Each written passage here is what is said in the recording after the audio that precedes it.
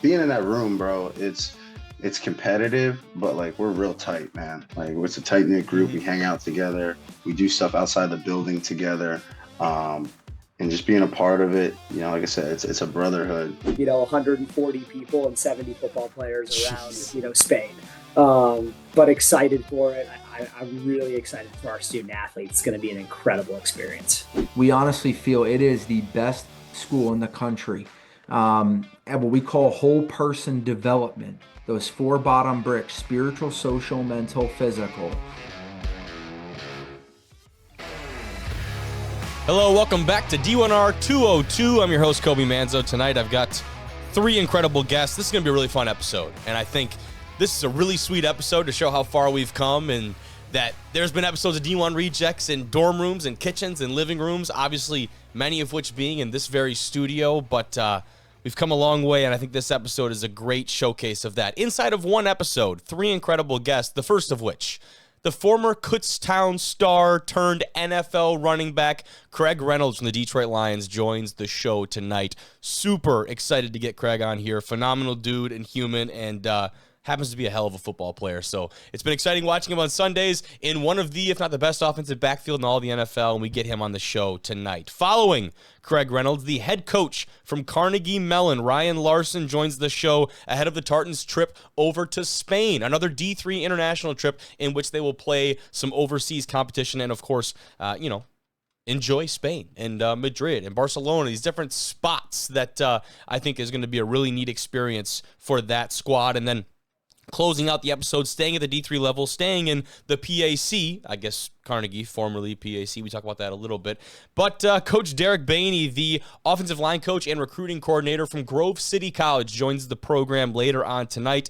Really excited to talk about that program. Probably one of the best stories of the last decade, at least of what I've been covering or in the know of small college football. The Wolverines over there at Grove City have put together quite the resume in the last decade and have really turned the program around, right? And the cliff notes for you, 0-33 up until 2016. They turned that thing around, and they did it very quickly. Back-to-back PAC championships, some great playoff runs from those guys. Otherwise, in tonight's episode on the night of May 12th, we got a D2 school jumping to D1. We're going to talk about New Haven, the Chargers, making the move from Division II to Division I, joining the Northeast Conference at the FCS level. That's surprising one. I'll talk more about that later on. And then we've got a Division III team playing in Canada this week, Montclair State, and the, quote, Battle of the Border. A really neat deal to be playing up in Ottawa in Canada. So another international game. This one not overseas, but just as unique and just as special. So we'll talk about Montclair State here later on in the episode. As always, you can watch the episode on YouTube. Don't forget the video chapters, timestamps, bottom of the screen right there. Fast forward to any part of the conversation, maybe one of those guest conversations you really want to hear from. Otherwise, listen to Apple Podcasts, Spotify, you name it. Follow us on the socials. Let's get right into this episode with the man himself, Craig Reynolds. Joining the show tonight, before you saw him in the Honolulu Blues and the maroon and gold at D2 Kutztown down in PA, from 0 D1 offers to the Detroit Lions, with lots of stops, challenges along the way. He was playing PUBG when he got his first NFL call. Love that story. Getting the long intro he deserves, this running back, Craig Reynolds. What's going on, bro? Man, I appreciate you guys for having me. I'm excited. Let's have some fun. Excited to get you on here. KU is the only team to offer you a running back?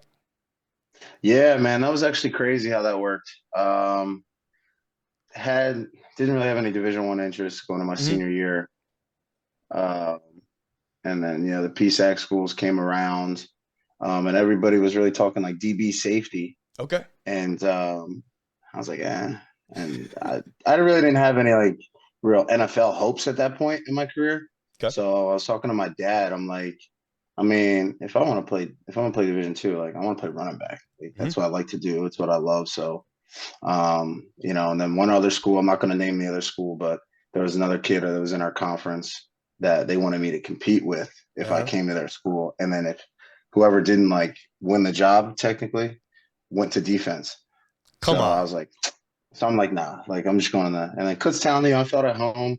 My guy Penny Packer was a great recruiter, and I ended up signing with those guys. That's awesome. I've not heard that before. You lose the job, you switch sides. That's insane. That's what I was pretty much told. So I was like, nah, I'm not. That's crazy. What weren't the other schools seeing on film, man? You had a lot of good tape, I'm assuming, at running back out of high school. Yeah, well, my thing was my junior year. I was a late bloomer, pretty much. Sure. And my junior tape wasn't the greatest. My senior year, I went off. I took it personal my senior year and definitely changed how I trained. Um, yeah, man, it was just. I feel you on that. I don't know. I thought it was a solid senior year film, but Right. people didn't see it that way. Um, but yeah, just love running back. Everybody in my family played running back, so I was like, if I'm gonna do it, if I'm gonna play college football, I want to play running back. Yeah, and I've heard you talk about that, which is a special thing in itself, man. But what stands out about your time at Kutztown? You overcome a season-ending injury. You set some school records that are still standing, super close to some other ones that are really impressive as well. Your name's going to be up there for a long time. Obviously accomplished a lot there. What stands out about your time there? First off, the people I met and my teammates, man, I still have a bond and a brotherhood with a lot of those guys. Still talk. They'll hit me up. The people that you meet along the way, the coaches, I still go back to spring practice. It's awesome that the coaches are still there. Yeah. There's so much turnover with college coaches moving everywhere. So it's awesome to be able to go back there and still a relationship with the head coach, Coach Q, O-line coach, the defensive guys. It's just a brotherhood. And they get out the mud, and that's the mentality I kind of carry. So it's definitely relatable, and those guys understand that too. So it's always good to go back there and talk to those guys, and the relationships you build in college, as many of us know, they last a lifetime. So I'm thankful for that mostly. Yeah, and you had talked about your running back coach, Marcel, still being on staff there, and how he was a big part of that development process for you. And again, that was the next piece of you make time to go back there, which is really neat. And I guess cliff note on that, we might need to get you more involved so we don't have another regional hosting championship situation. Oh man, yeah. I know. Don't even get me started with that, bro. I can't imagine from the alumni perspective, just as someone who covers the sport, man, seeing the outroar from that, rightfully so. That was a tough scene. I know. But it's all about the bounce back, brother. All about the bounce back. Yes, sir. But yeah, as far as Marcel Quarterman goes, man, great human being, great father, and a great coach. He kind of switched over to running backs my freshman year. Okay. So we kind of grew together as he was learning the position. He was a safeties defense DB guy. And, he pushed me a lot, that complacency, I was a starter, my sophomore year, and he was really on me about the little things and the details. And, he's still on my case to this day and, watching the games and stuff. So he never lets me chill. And, we've trained a couple times separately away from the school after college. So that's my guy, man. I wouldn't be where I'm at without those coaches, and especially Coach Q. That's neat, man. You get the film breakdown after every game or what? Man, yeah. Get the notes the out? The good and the bad. I can't even tell you, but it's cool. But I dish it right back to him. I would dish it right back to him. Hell yeah, like, you got hey, to. They put up a stinker on offense or something, I'm ripping Coach Q in the text. Because I've come back. We have walkthrough on Saturdays, and everybody's watching. Noon kickoff, Big 12 or whatever. I'm rushing, opening up the phone, trying to get the Kutztown game on the phone, watching it.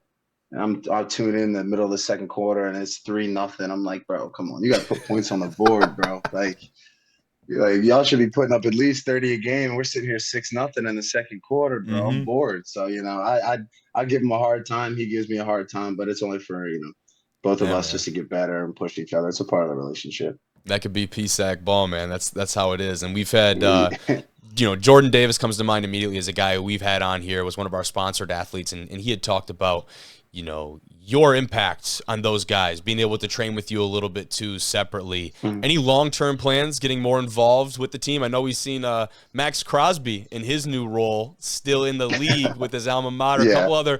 Couple other big-time figures getting involved. What's the long-term like for you and KU? Oh man, we joke around all the time. Yeah. Making jokes. I try to go back and I try to like one year I gave the old team cleats. That's awesome. Yeah. Try to bring, because being a D2 guy, you don't get nothing. Hmm. you get a pair of shorts and a t-shirt that you probably have to give back. So I try to go back and, give gear, man. Some of the stuff I haven't used, some of my teammates' stuff that they get rid of at the end of the year, just giving back, man. Because I remember what it was like being a college kid, refund checks, Hell yeah. eating, using meal swipes, like you don't Yeah. have money you want to look good on game day, like, you know what I mean? So just try to give back however I can, man, whether it's knowledge, helping with gear, showing up at practices, man, just showing I'm still tuned into those guys. And, I care, I want those guys to be successful, and, whoever was chasing that dream to make the jump, and I want them to win games as well. So, Yeah. And it's one thing to write a check. It's another thing to be on the sideline, right? Showing up in the spring when yeah, you have the opportunity to do that. And like you said, the fact that you're watching the game, like you've got so many other things going on during the fall and during your season, the fact you go out of your way to watch,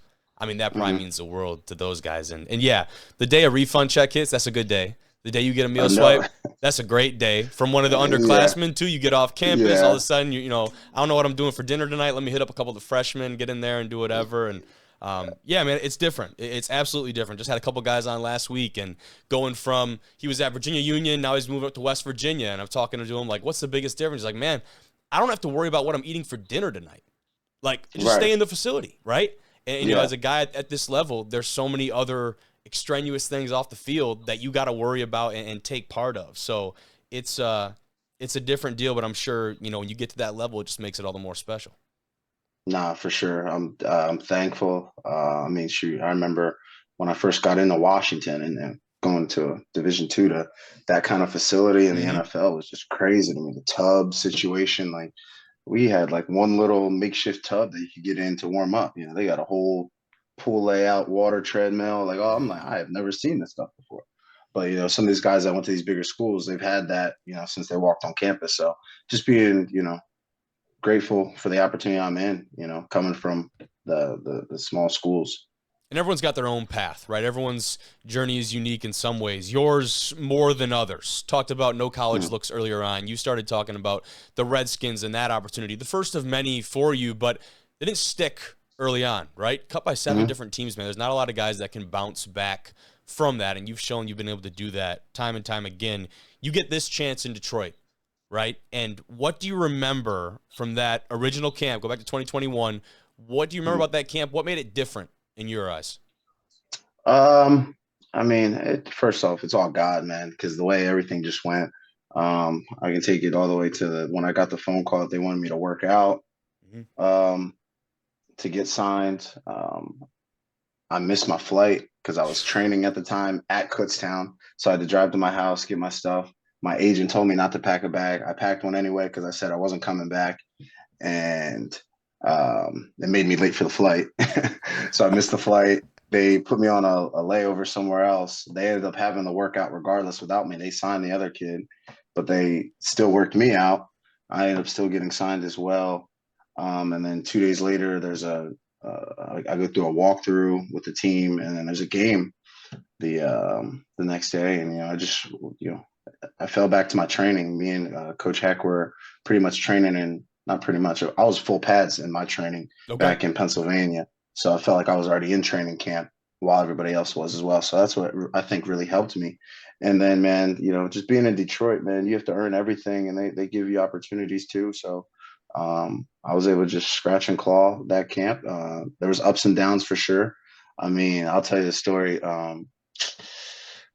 I had the preseason game. I did well. Yeah. And I'm thinking like, oh, like, all right, like it is what it is. I can ball and I'm confident. And we do this tackling drill, one-on-one tackling drill. And to this day, everybody talks that, Dan said, no dropping the shoulder. Like you got to make a Uh-huh. move in this tackling drill. Uh-huh. But I'm like, I swear I didn't hear him. But I'm like, when I get up to the line, I see this dude across from me. It's Reeves Maben, who's like been in the league for like, shoot, as long as I have. A stud, was an all pro teams guy, pro bowler. And I'm like, you know what? Like, I'm going to run this dude over. I tried to run this dude over. He scooped me and put me on my head. Oh my gosh. You want to talk about coming back to earth? I was like, damn, bro. And this is like 2 days after, you get your little day Yep. off after the game and then you're right back in a training camp. And I'm like, oh yeah, like I got to make some noise again. And I Yep. tried to run this dude over. He scooped me. Ball came out. Bad look. Bad look. Knew Yeah. exactly So what you were yeah, thinking before you even did it too. yeah, yeah. Yeah. As soon as they said Reynolds, I said, "Hey, I'm gonna try to run this dude over," Yeah. Yeah. and it backfired for sure. So, Uh-huh. but yeah, that camp was fun, man. The ups and downs, but it's a part of the business, man. It's gonna happen, but you try to limit those times that it happens to you as much as possible. Yeah. The greats are the ones that take those and it don't happen again, right?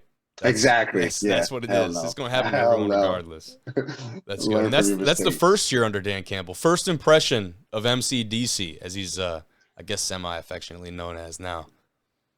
He's massive. He's tall, bro. And I feel like he could still play. I'm not even gonna Hell yeah. lie. Like, yeah, he's a big dude. And he loves the game, man. And you can feel his hunger when you're in the meeting rooms. And the trickle down effect from a leader to the positional coaches, the coordinators. It's Mhm. just a great all around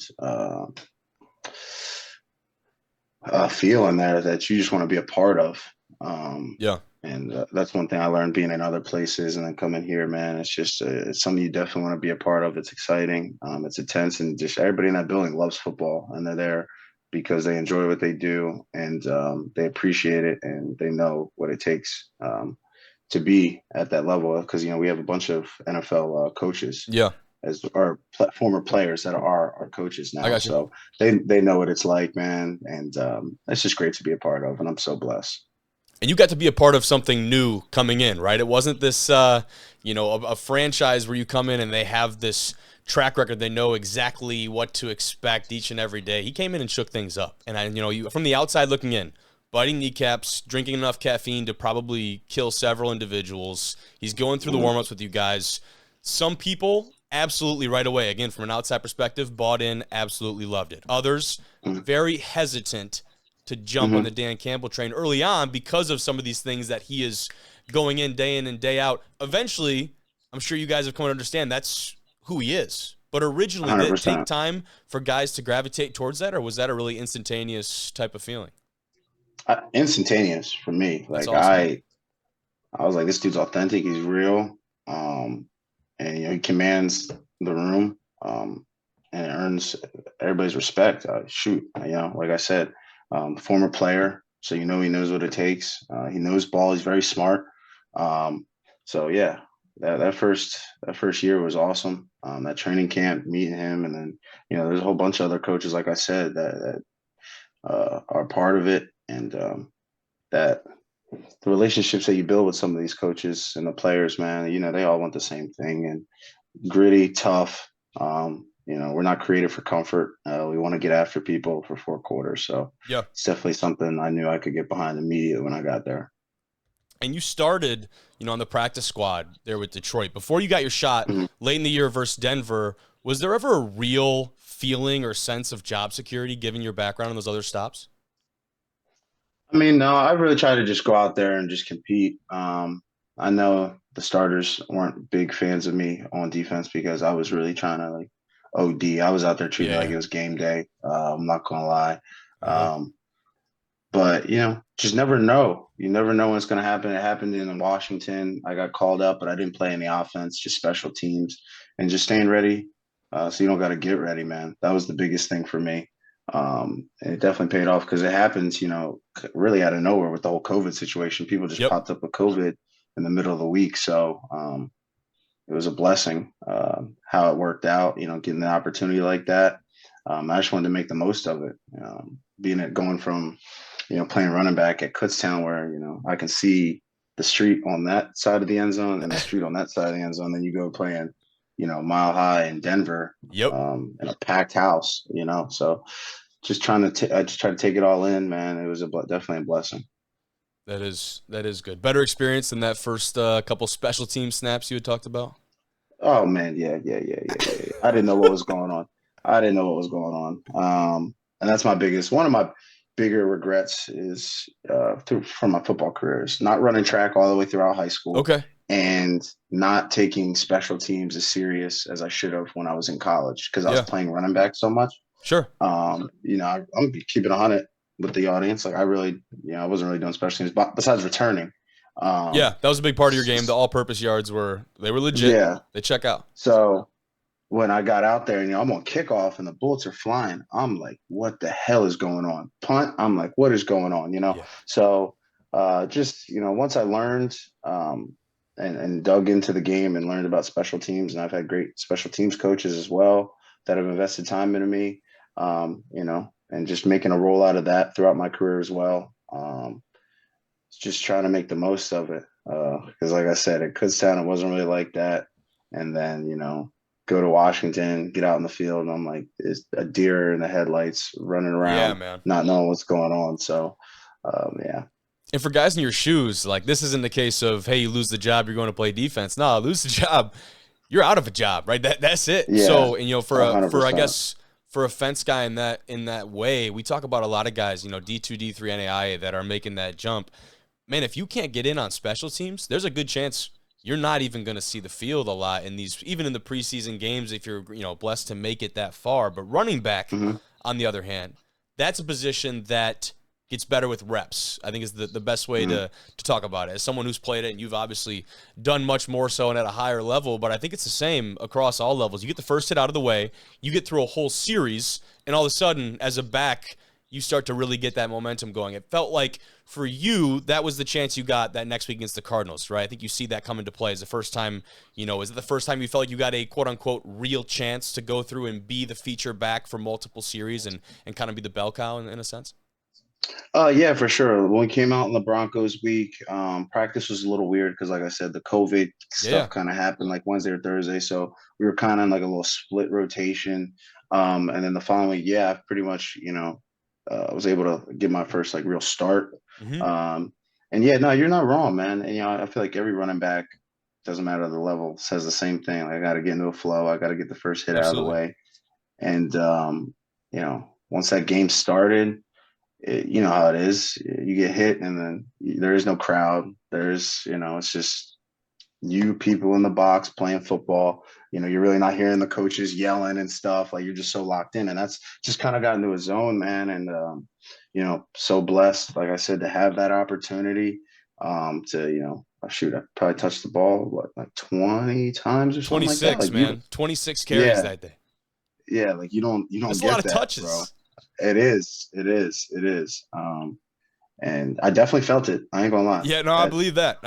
Yeah, that was a crazy. Trying to recover. For the next game. It was after what'd you get? Like the 2 days off. It was brutal. I was definitely in the tubs for sure. But like, grateful for it, man. And like you said, you definitely got to get into the zone as a back, no matter the level that you play at. It's different when you're able to do that. Yeah, and confidence and trust comes with that. And you're in a room, too, that's got a lot of talent. And running back's a unique position because you do, I guess, in a way, ride the hot hand, right? Whether it's you, whether it's Ja, whether it's Monty, these guys who go off and have their own big-time individual performances.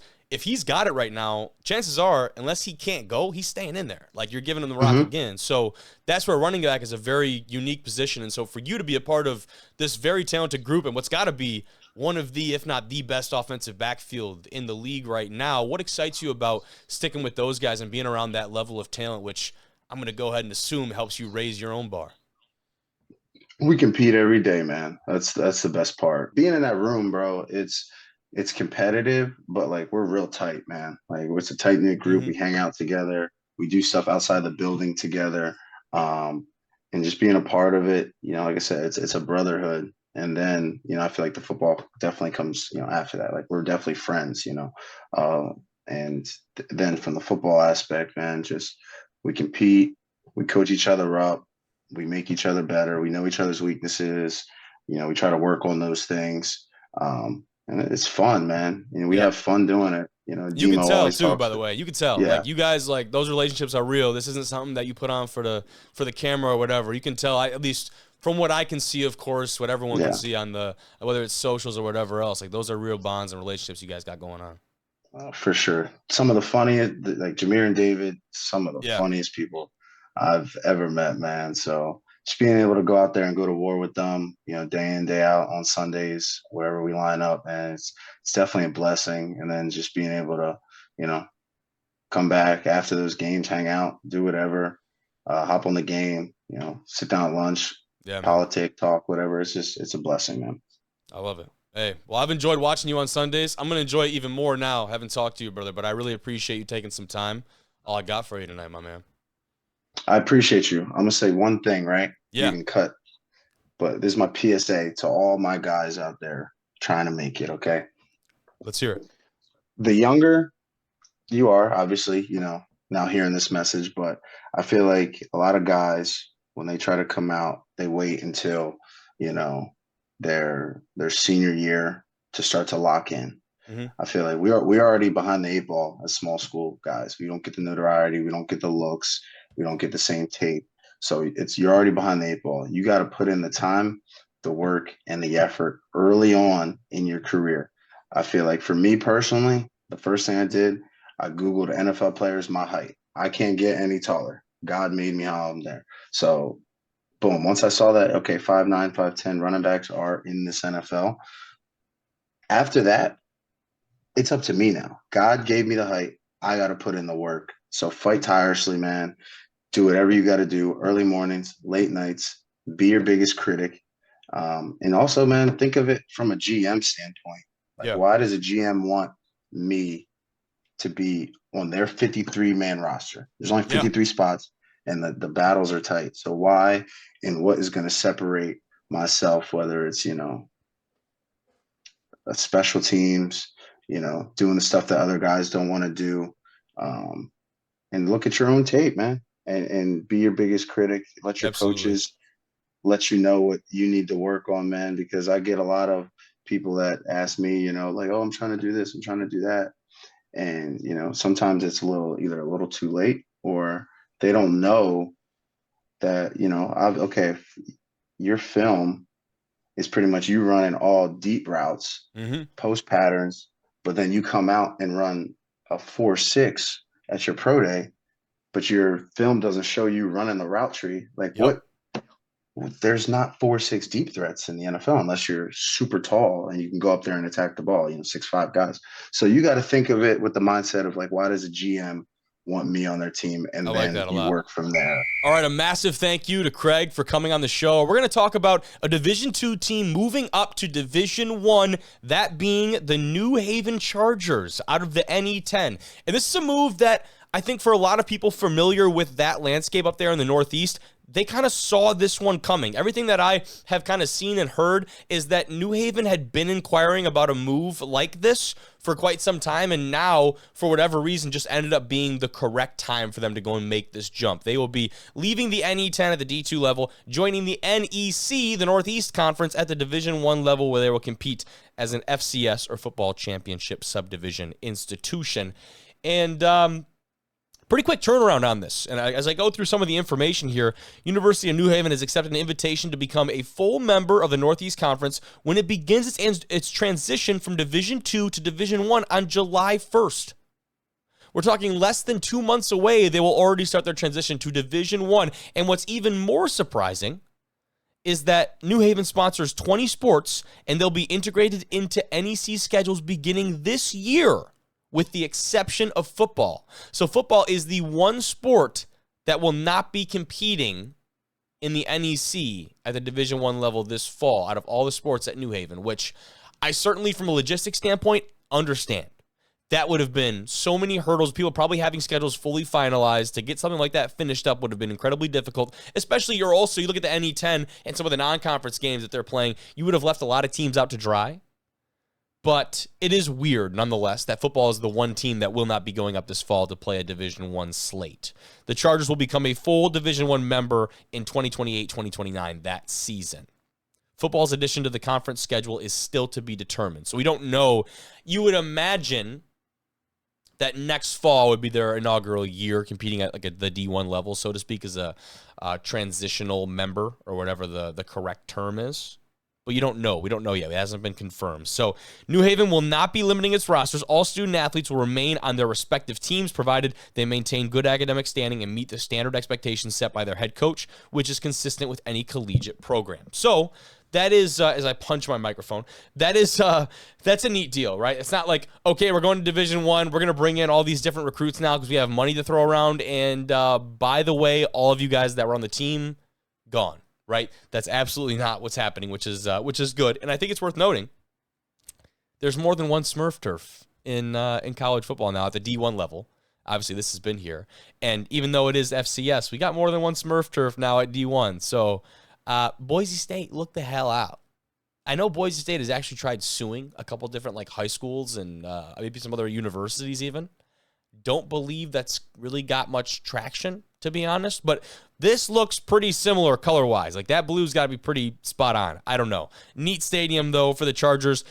Definitely not jumping off the page as a Division I caliber stadium, but I'm sure that's on their list of things that definitely need to be renovated or reimagined to make this jump, because this facility as it stands is just not jumping out as a Division I facility. It really is middle of the road and middle tier for Division II facilities.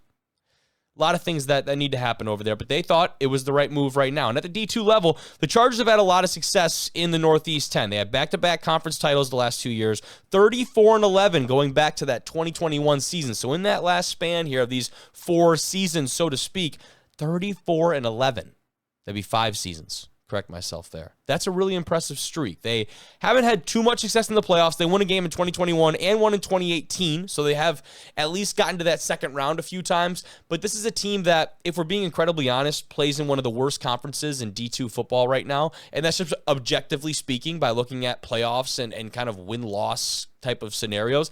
Not to take anything away from them, though. Even if you're not in the great conference, they're winning the conference very, very often. And they're doing so in a pretty dominant way, and they have started to schedule some more competitive out-of-conference games. So it's not to say this is not a program that can make that jump and go on to have success at the next level. It's just saying temper expectations. The NE10 is not the GLIAC. It's not the MIAA. There's a little bit of a different type of standing over there, but they're still having to go and play some solid teams year in and year out. Assumption is another one out of the NE10 that's got a good football program that roll out every year, and there are others inside of that conference that have shown some promise. But that is the cliff notes on New Haven jumping to Division I. If you guys have questions, definitely let me know in the comments. I'll try and answer as many as I can, but that's kind of the quick reporting on that. Wanted to get that out there, and then maybe we'll do a deep dive and talk with some people from the program in a later episode about why the decision came through right now. But with all that said, let's get into our second guest conversation of the night.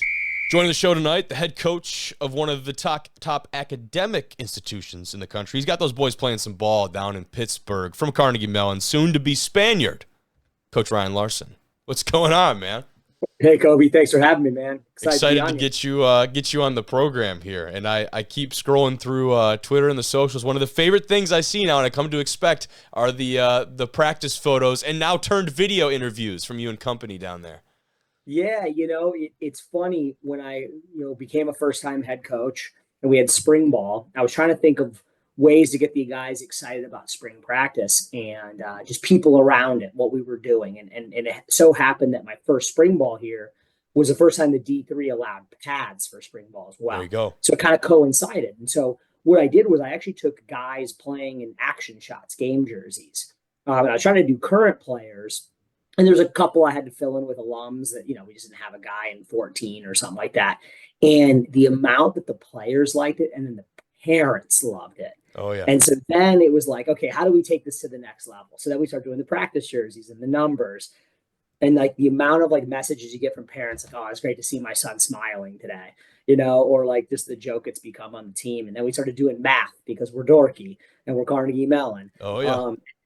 Now with the Spain trip, which I know we'll talk about, wanted to do a little bit of a different spin on it. I wanted, our guys to be able to kind of, tell people why they're excited about the trip, and what they're looking forward to. Because, for some of these guys, it may be their first time ever to, Europe or, Spain or going on a trip as a team. So we're excited for sure.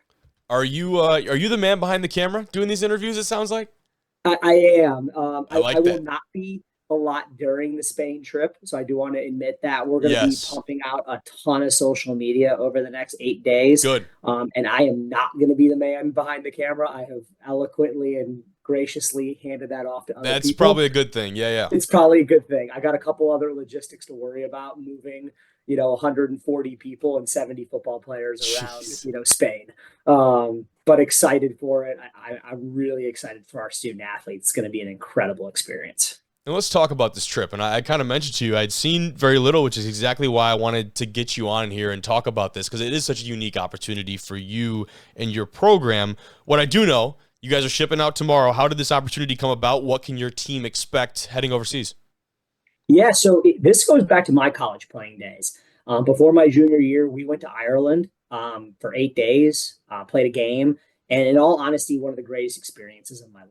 Okay. And I always knew I wanted to be a college coach. And so I kind of put that in my memory, like, hey, like if I ever get the opportunity to run a program, I want to do this. So fast forward to a few years later, and I'm a head coach here. And after my first season here, it really started as a conversation with our athletic director about the fact that the league that we were in, the PAC, had no out of conference games. And so I was like, okay, well, we can't really control that. But what we can control is going on one of these European trips. The NCAA lets you do it once every 3 years. Mm-hmm. And I said, okay, well, let's get our nose to the grindstone. Let's get working. And working with a company named American Football Worldwide. They take multiple teams over every year, and worked on some options. And I actually brought our captains together who, aren't going on the trip. This was from 2 years ago, but I let them pick. I said, hey, you guys know the players better than I. Here's a couple options. You guys tell me what you think the best trip would be. Really? And they agreed that Spain would be the best trip. And particularly this kind of route we're taking. So that was about 2 years ago. And as we've worked through fundraising and, making it all happen, here we are. And crazy to say we're taking off tomorrow morning. Less than 12 hours, we'll be on our first plane to go to Charlotte and then over to Madrid. That's exciting stuff. Super exciting stuff. And a lot of people like to say that a trip like this is great for the student experience, right? I feel like that's the big buzzword. And they're obviously right? But I wanted to ask you, what do you hope your guys get out of this trip? How does it really benefit them on and off the field? Yeah, I'll start with on the field. I'd be remiss to not, be cognizant of the fact that 17 of our 22 starters were seniors and fifth years. There you go. That's a big part of it. And so they've graduated. And so the extra practices, full pads, the opportunity to play an international game. It's like a whole nother preseason we've gained in our preparation. So, I would be remiss to not say, there probably was a little bit of calculation here. And that opportunity to grow and get better as a team. And, there's a lot of position battles going on right now. So I think from a football standpoint, that's incredible. I think you couple on top of that we get to help go take our game somewhere else. We're actually going to do a youth clinic before the game. Oh, very cool. With high school aged girls and boys. Girls over there play flag. That's awesome. And boys play 8-on-8. So a way for us to give back to football. And Spain's really excited about American football right now because the NFL is going to Madrid this year for the first time ever. And so there's this like big excitement about, football, American football, I should say, coming over. So I think from a football standpoint, there's just so many awesome opportunities. And then, the student experience side. How many times in your life can you go with, 70 of your best friends on an 8-day trip, go to 7 different cities, see not Madrid, many. Yeah, Barcelona, not many times. Valencia, Tarragona, Pensacola. These guys are they're going to have experiences together that just, can never be replicated. You never can get a group that big together and do it together. So to see it, and we're able to couple it, we just had graduation yesterday here. So, graduation's done. We practice today. We jump on a plane, we go, and then we're back in time for them to work their internships and the jobs in the summer, which is really important here. Of course, as we prepare for the 2025 season. So no, it's a no-brainer across the board. It does take a lot of time and effort and energy, but I'm really excited just to see the excitement, the joy, and the experience our guys are going to have in all, facets of it this week. Yeah, it's a very singular experience. Like you said, there's not much to relate it to because it probably won't happen again for most of these guys and for probably all of them, right? To have a group like this to go on an experience like that. I know the Montclair State head coach had said something similar. They're going to Canada, which is a whole different can of worms, but him talking about how over half his roster had never been out of the country before. right? So Yep. providing that level of experience for these guys, and that's just going, I won't say just to diminish that trip, but in the grand scheme of things, getting on a bus and going up to Canada, very different than the operations logistics of going overseas and coordinating the flights and travel itineraries of all these guys. But what exciting things will you guys be up to off the field? Yeah, so a lot of sightseeing, a lot of museums. I think what's something that's really, really unique and interesting about, Spanish culture is a lot of it is pre-Roman Empire based. So they're going to go to, old Roman, ruins and battlefields and churches that are so old and rooted in tradition that like you can't wear shorts in them. You need to wear pants to be Okay. respectful. I just think they're going to experience a culture that's very different. I think the other really neat thing is, Madrid is so different than Barcelona, right? And in between that, we're going to be spending time in Pensacola and Valencia, which are on the water. And yet again, a very different experience. And Valencia is like the world capital for architecture. And so they're just going to get to see a lot of different things that, they may never see. And I think when most people go to Spain, they kind of focus on only Madrid and Barcelona. They don't get to kind of see that in between. And I think that's going to be a really interesting experience too, like making your way through a country, seeing big cities, small towns, coastline, mountains, and everything in between. You're going to get a real feel for the whole country. So I'm really excited.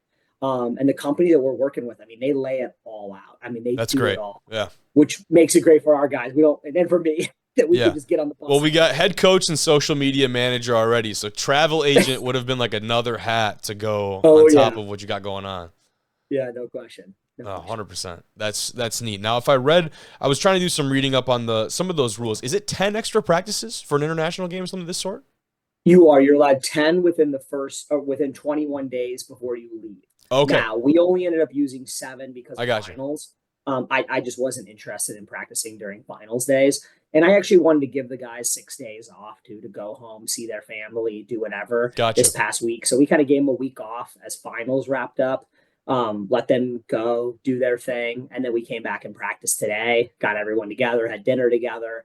We'll get up bright and early, have some breakfast sandwiches ready for the guys before we jump on the buses and head to the airport. So you get 10 additional, within 21 days. I'd be surprised if a lot of people use all 10 of them, just based on timing. It's a lot of football, into a tight window.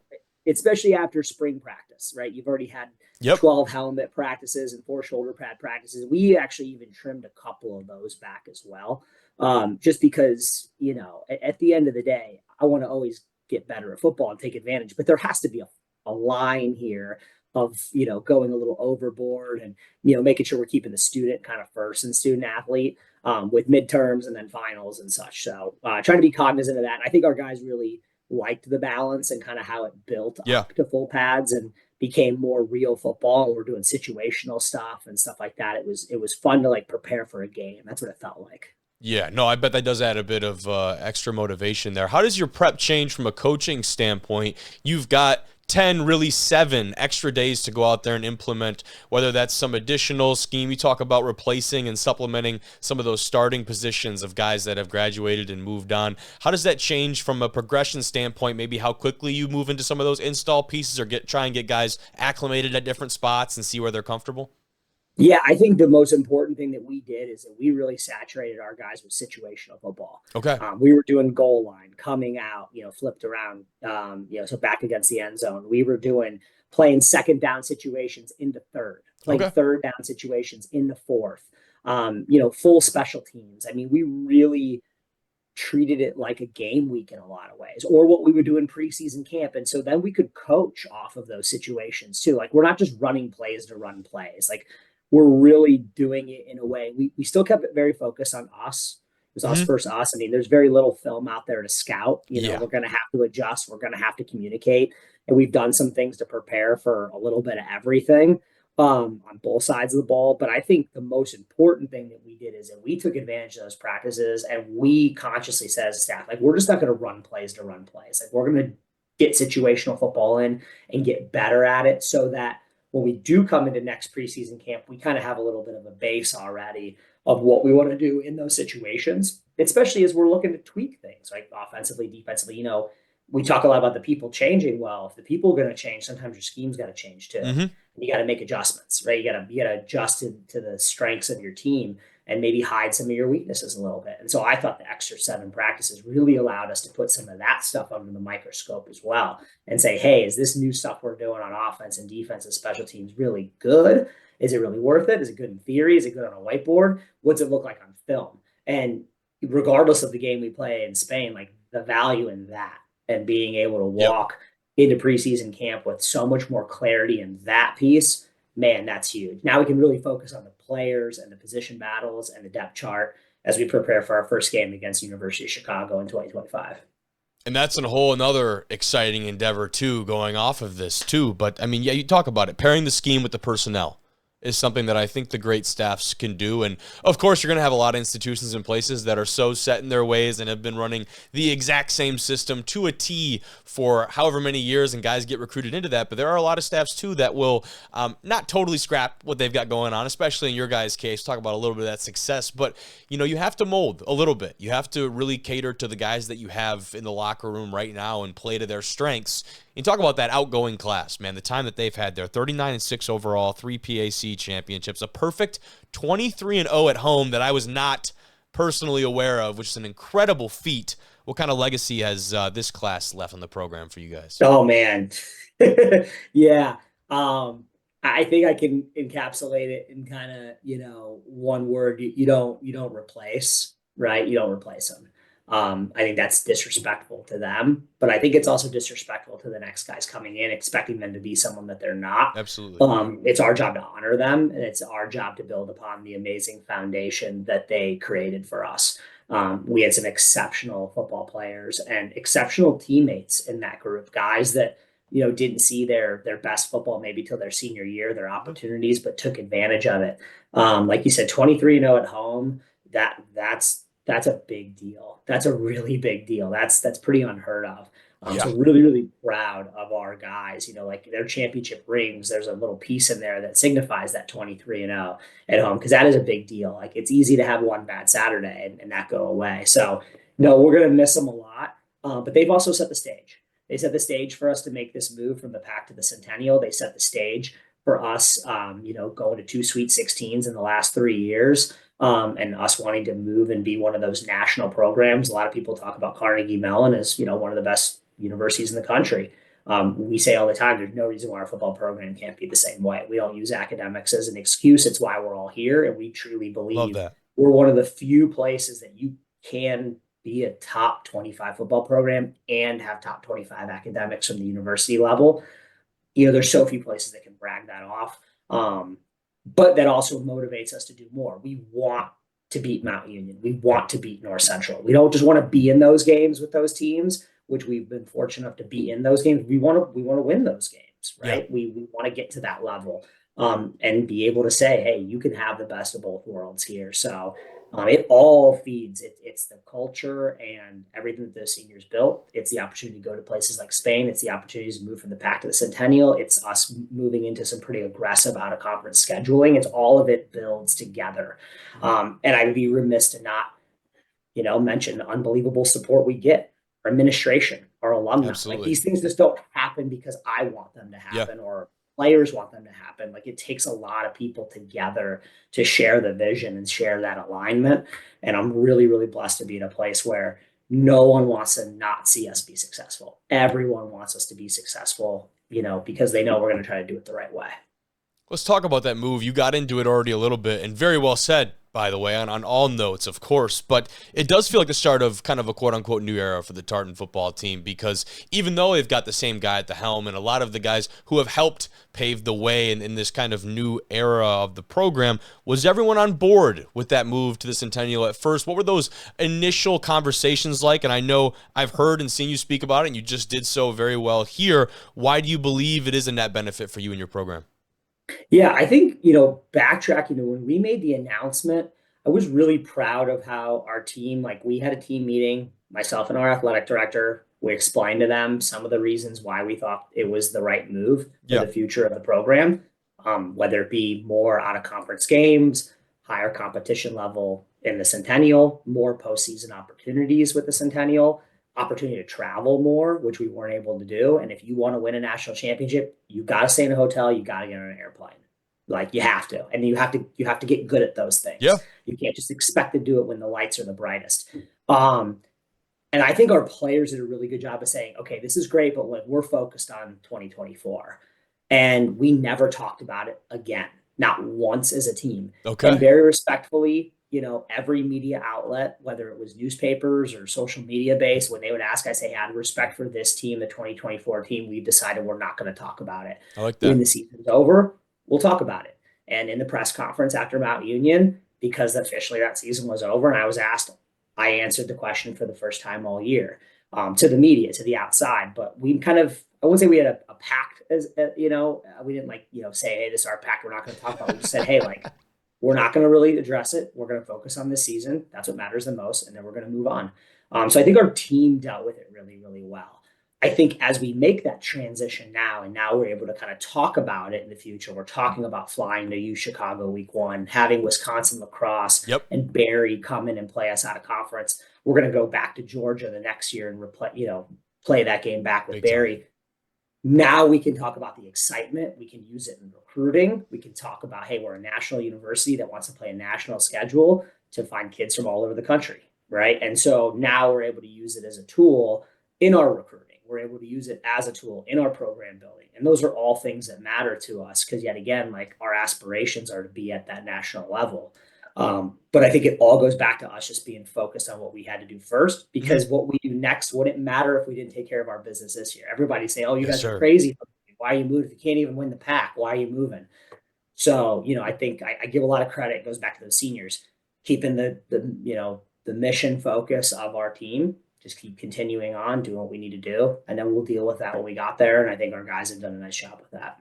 Be where your feet are, right? One thing at a time, and especially when you're in whatever conference it is, whether it is the Pac, the Centennial, every week, man, you cannot be looking forward to that next fall and for a guy in your shoes and in that situation. And you look around the landscape of D3 football right now and talk with Coach Baney from Grove City on this episode as well, and you look at how they're opening up their season with Mount Union, with Cortland. You go and you look at what you guys have done in the non-conference type of slate. You look at teams like Johns Hopkins and Oshkosh and these other squads that are putting together these ridiculous non-conference schedules. Feels like across the board, there's more emphasis now than ever, at least in the short duration that I've been covering the sport at this level, to have those quality non-conference opponents early on in the schedule, or really wherever you can get them. Where does that come from? Is it a lot from the expanded playoff and earning more playoff opportunities?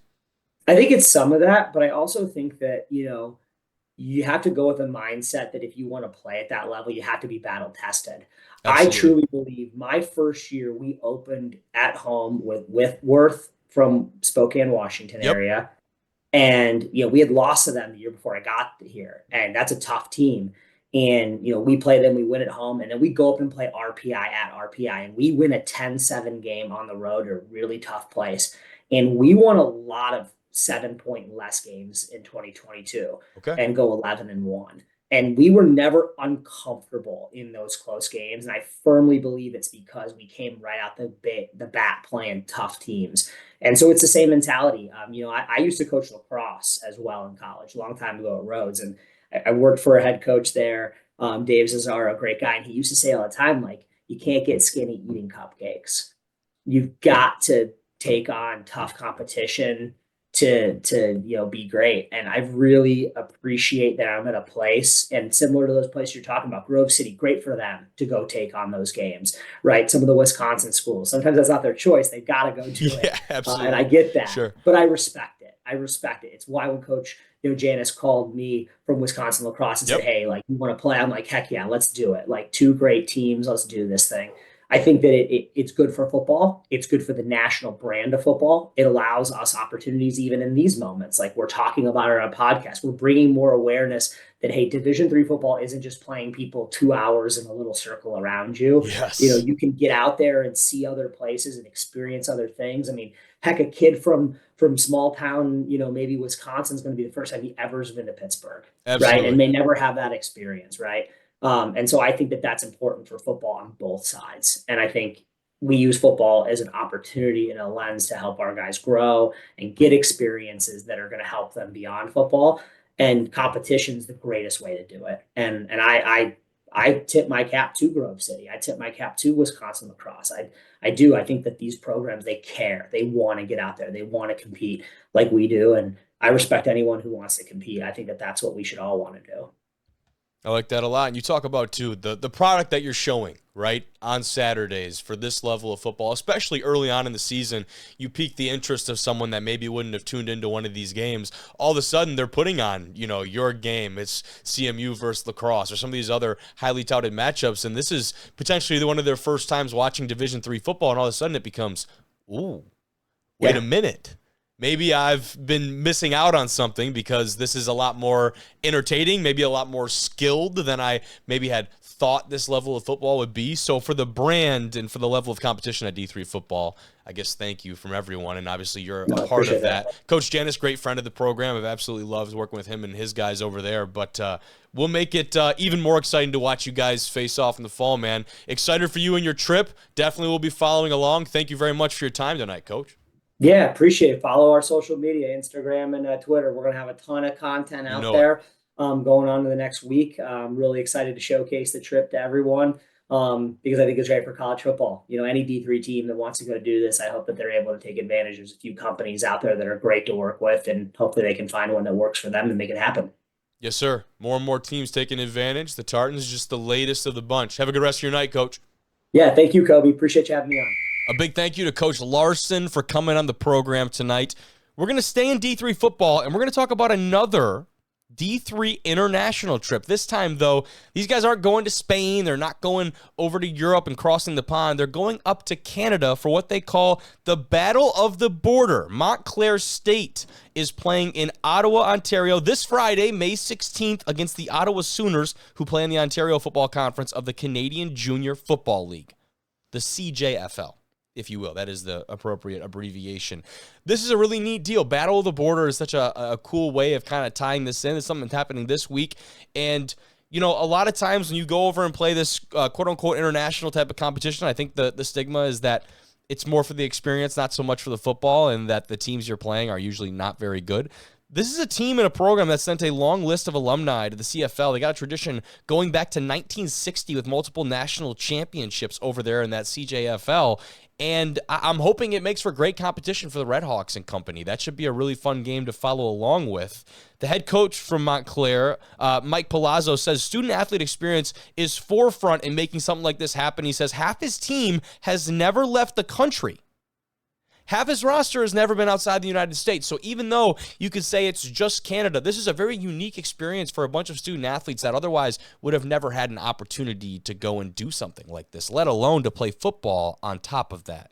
And we talked with Coach Larsen earlier. They get an extra 10 practices in their spring semester, which is obviously a massive advantage when it comes to a game like this. But when you go to the D3 regular season in the fall and you've had 10 opportunities to get better in the spring and to implement some of that schematics and some of those, cultural core value type of things and get people in different situations, just having more time on the field, it's huge. I think it can't be overstated, and it's a pretty obvious advantage when you get 10 extra practices.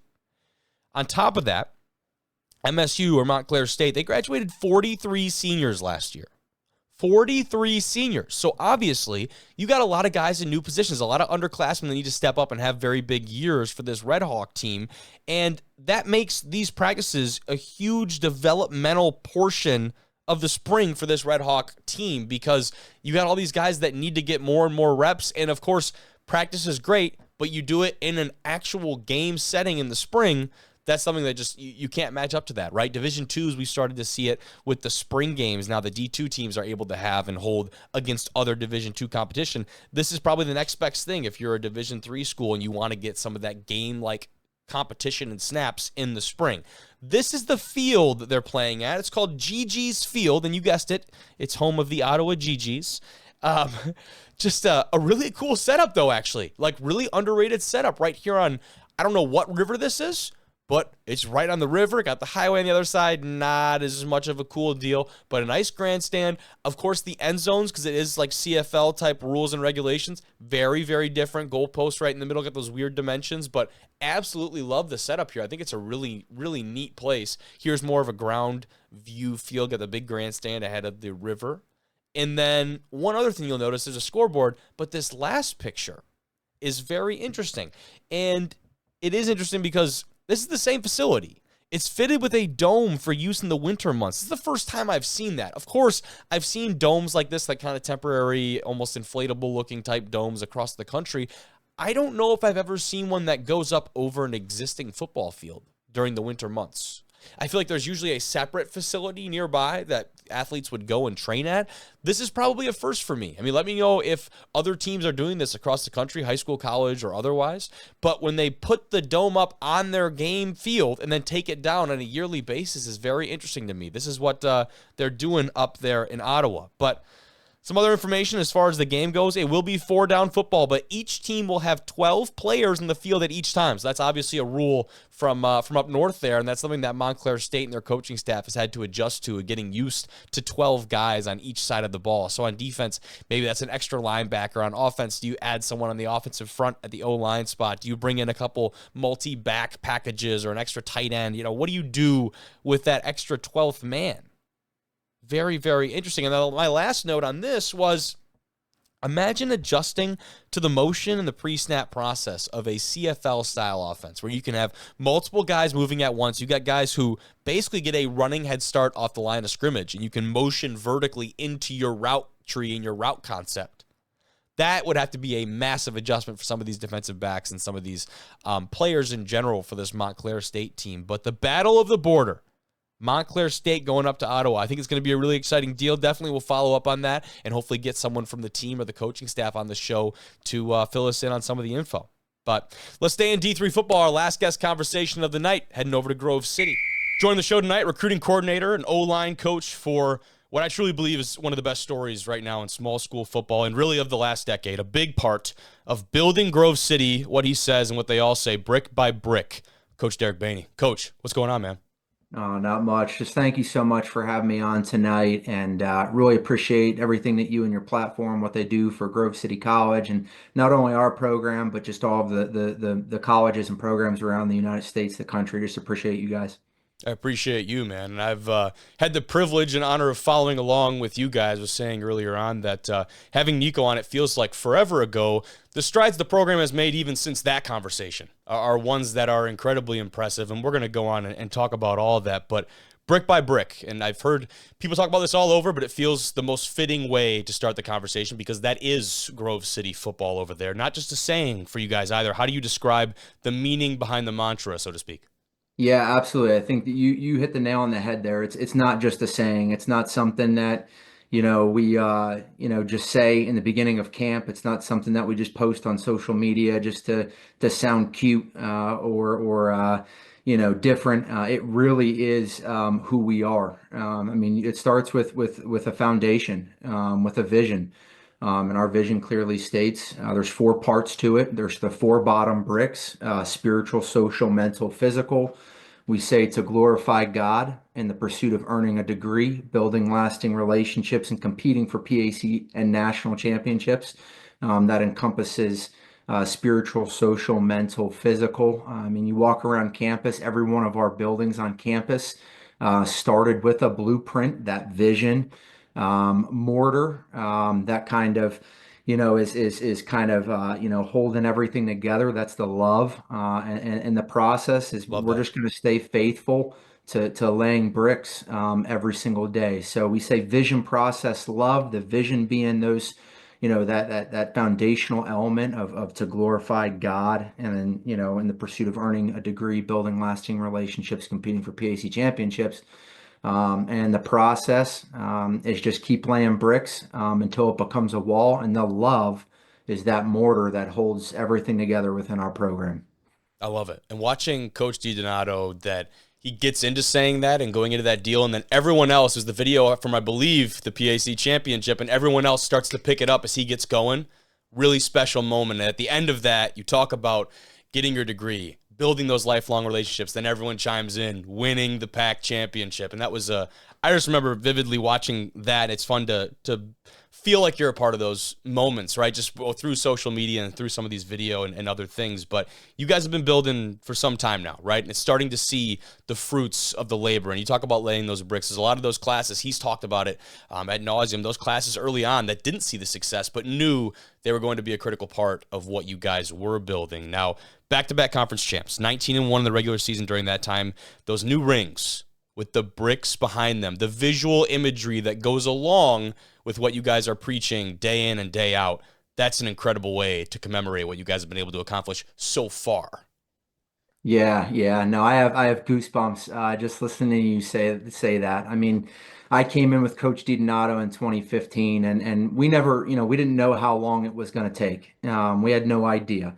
Our job was not to worry about, okay, we got to do it in 3 years, we got to do it in 4 years, or we got to do it, in 5 years. We had no idea how long it was going to take. That first year we told our guys, look, you're probably not going to win a conference championship. At that point, they were 0-30. I mean, you're not going to get it done that first year, but we just said, see a little, see a lot.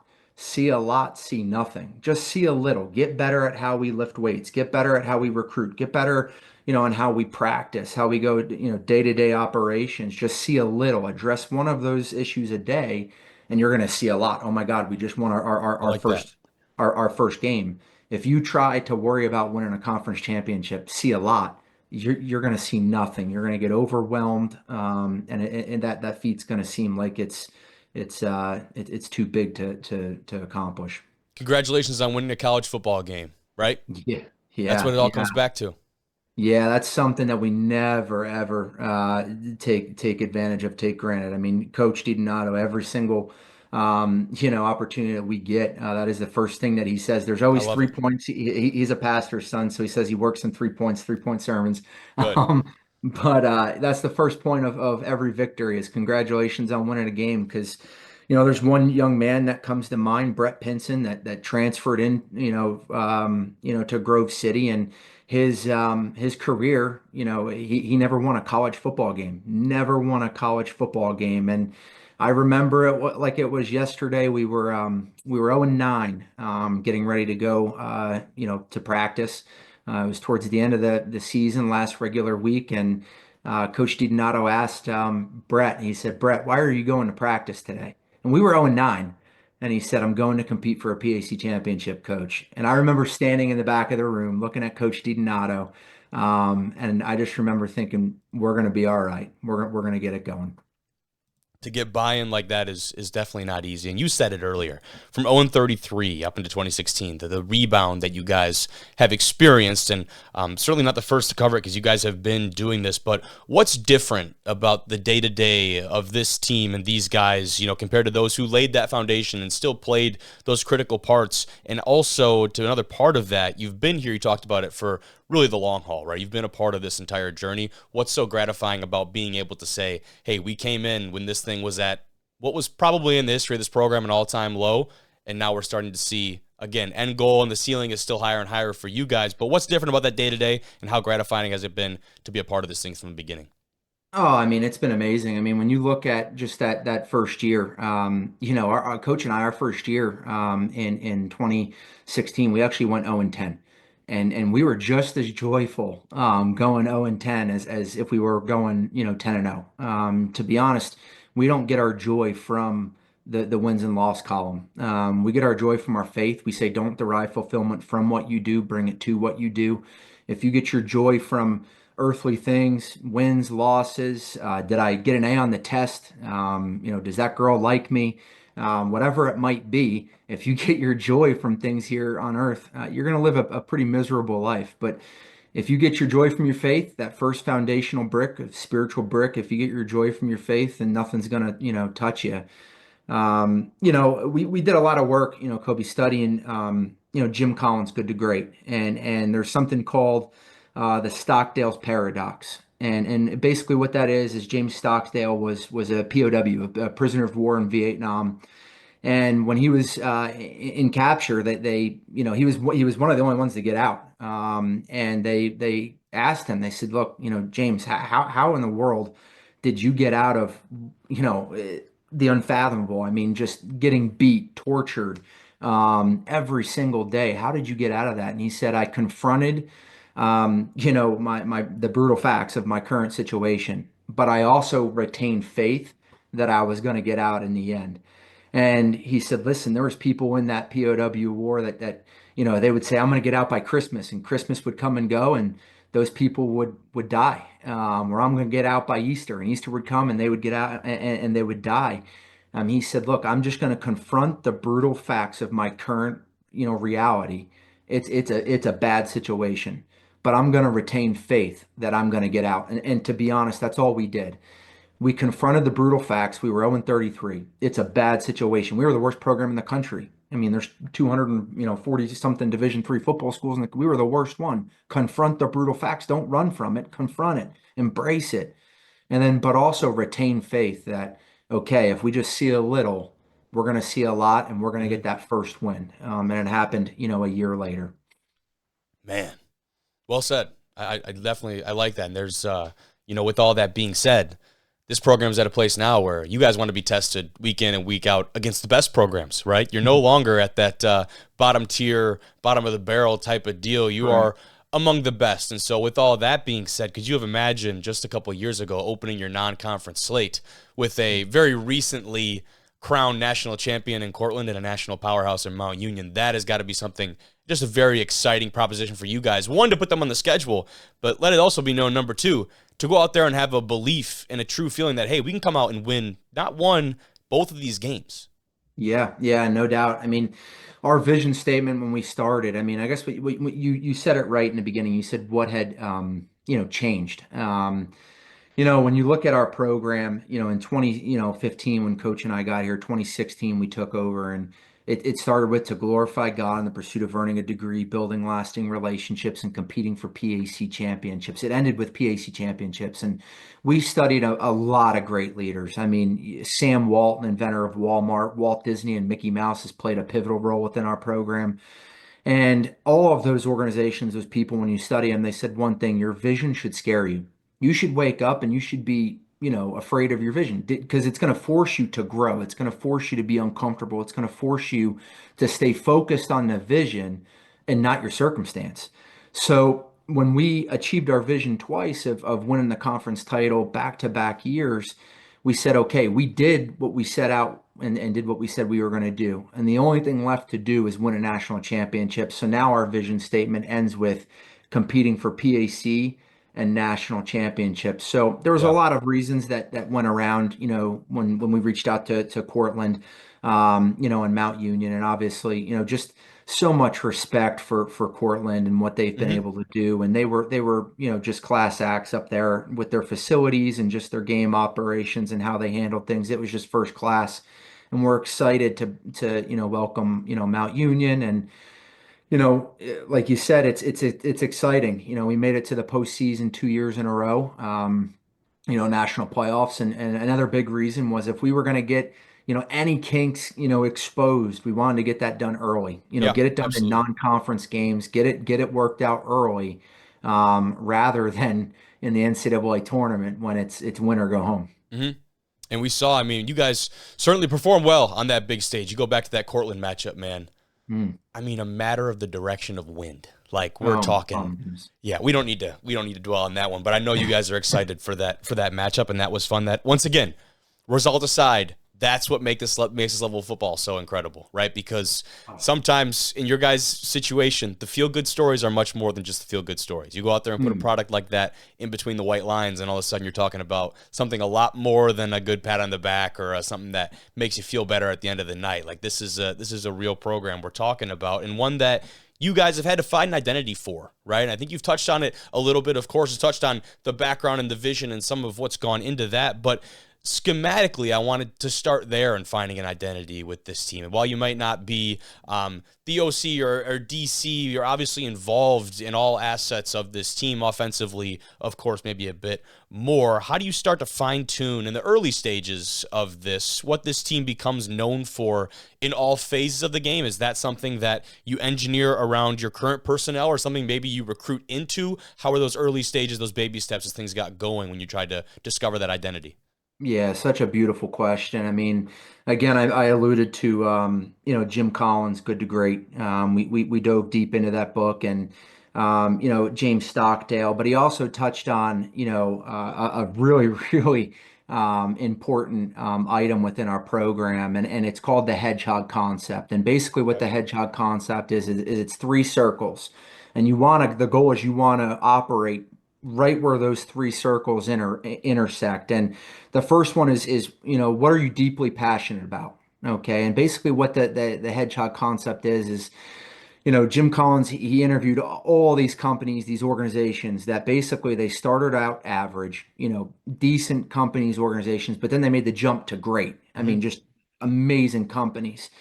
And he found out that there's these three circles and you want to operate right in the middle. And it's basically, what are you deeply passionate about? That's the top circle. The other circle is, what can I be the best in the world at? And we're not trying to be the best in the world, but we're trying to be the best in the PAC, the President's Athletic Sure. Conference. And then that third, circle is, what drives your economic engine? Meaning, what are you having success at? So for us that first year, we ran everything. I mean, Hmm. we ran pin and pull, we ran outside zone, we ran inside zone. We did, everything, speed option. I mean, we did everything. And it took finding out down in one of our conference games late in the year, we had about 240 yards rushing just off of inside zone. And at that point, Coach DiDonato and I, working through the offense and a lot of those kinks, we said, okay, that's it. We're going to throw everything out the window and we're going to commit to inside zone, based off doubles and what we call today duo and Yep. different things. Sure. And that's kind of where it evolved. And we're not going to pull any offensive linemen. We had a offensive lineman that was undersized that we recruited, and we said, look, you're too small to play O line for us, but let's put you in a 40s number and let's put you at fullback. And Yeah. instead of being a pulling guard kicking out of D end, you're just going to be a fullback and kick out of D end. That's awesome. So it started really years ago in 2017, really fine tuning things. But to be honest, we didn't really find our offensive vision till a year later. So it took a lot of trial and error trying to figure out who we wanted to be. And now it has morphed into, okay, now we can recruit specifically towards those needs. Hmm. And that's the power of a vision. I mean, when we have a program vision, an offensive vision, defensive vision, a recruiting vision, an academic vision, when you have a vision, I mean, there's scriptural truth behind that without a vision, the people perish. I mean, that's biblical truth to that. And for us, a vision does three things. It keeps you focused, it keeps you fueled, and it allows you to finish. So for us, it was a lot of trial and error. We just found out that look, we can't be the best at power read Hmm. because yes, we might get a 60-yard run off of that QB power read, but the very next play we took a 3-yard loss. That's not being the best. And when we studied other, programs, there's programs in our conference that do an amazing job with outside zone. They do an amazing job with pin and pull. Not wrong, just different. That works for them. But it wasn't going to be our avenue. It wasn't giving us that economic growth that we needed.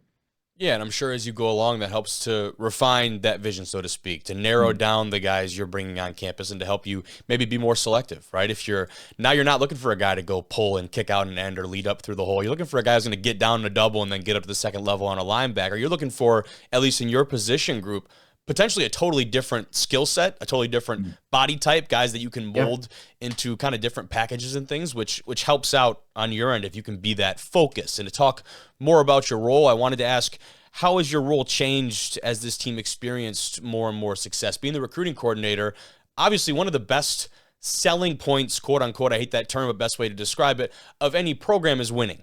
With success, opens a lot of doors to different recruits, to different avenues, and all these different deals. But how has those accomplishments of this team changed the way you approach the recruiting process potentially? Yeah, I mean, you hit the nail on the head there when you said just being able to be more selective. For us, when we were 0-33, it was just I mean, we didn't have enough guys in spring ball to practice.